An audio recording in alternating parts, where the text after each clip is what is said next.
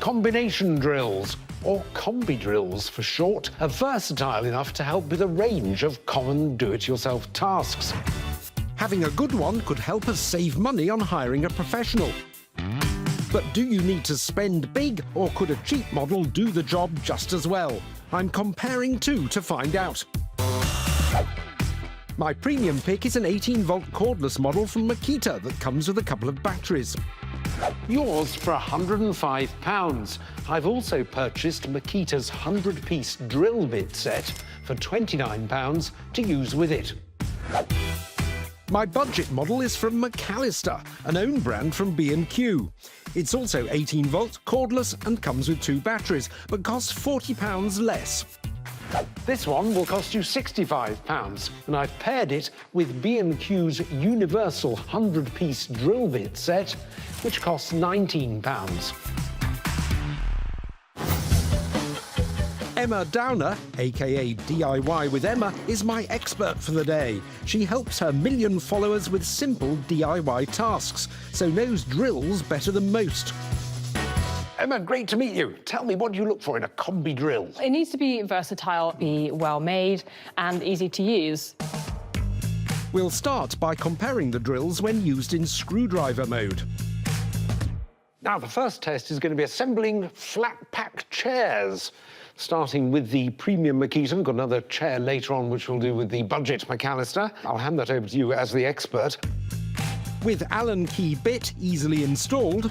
Turn it until you hear a couple of clicks. Very satisfying click. The Makita has 16 torque settings, which control the maximum amount of force the drill will use.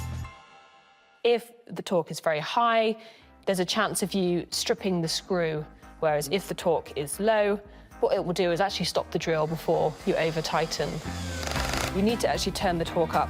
After a few easy adjustments... It didn't feel perfect. Finding the right compromise is easy. The drill's speed is controlled by its trigger, up to a maximum of 1400 RPM. So what I'm noticing is that it's really easy to manage the speed of the drill. So you can press it very gently for a slow speed, and it's very responsive and reactive. 1, 2, 3, 4. Now onto the final screws with a crosshead drill bit.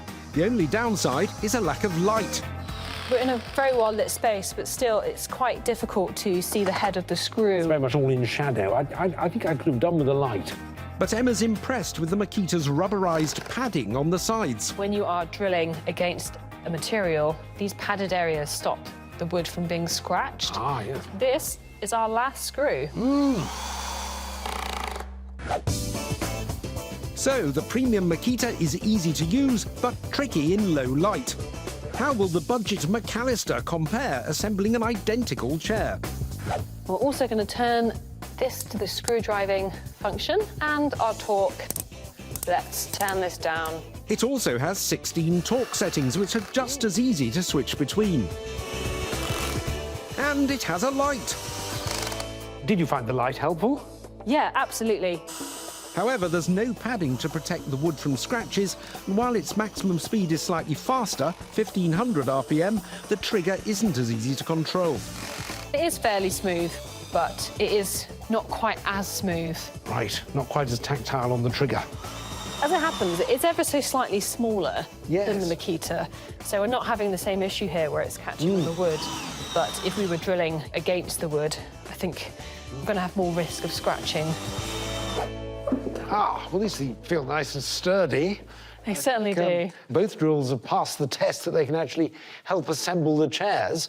Overall, I don't think there was that much to choose between them. I did notice a couple of niggles with the McAllister, such as not having the rubberized edges, so a greater chance of scratching the furniture. But there were a few advantages to the McAllister as well. I mean, it was smaller, it got in smaller gaps more easily, and also had features like the light. Which one's drawn ahead after round one, do you think? I feel like, for me, the Makita is leaning slightly further ahead, but perhaps by not much. For our final test, brickwork, we're putting up bird boxes. So we're going to use some 6mm masonry drill bits, and then we're going to turn our drills into hammer mode, because this is onto a hard surface. When you're starting to drill the hole, it can be handy to start a little bit slower just so you make a little dent in the brick and it stops it from skipping across the face of the brick. Yeah. Like that. In hammer mode, the drill's gears quickly hammer the bit in and out, as well as rotating it. Oh, first hole. The Makita is easy to control, feels stable, and makes light work of drilling through brick. The next task is to put the other bird box on the wall with the Budget McAllister. This manages a 6mm hole just as easily. You'd never know it was £40 cheaper, with a bit from a £10 cheaper set. I found them very comparable. It's probably a draw in this test. With so little between them, we're trying a quick, tougher test. How do they compare when using the biggest drill bit they can each take? Drilling a wider 13mm hole could show up differences in their ultimate power. Looks good. Now for the McAllister.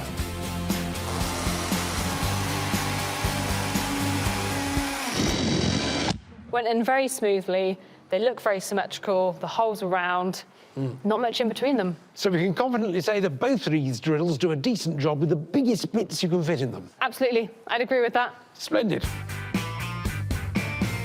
So now it comes to answering the all-important question, which Combi drill offers best value for money? The premium Makita at £105 or the Budget McAllister, £40 cheaper at £65? What do you think? Well, the Makita was ahead in our first test. Only just, though. And when it came to the second test, there really wasn't much in it. I think it has to be the McAllister for me. Yes, I agree with you. I think the McAllister offers the best value for money.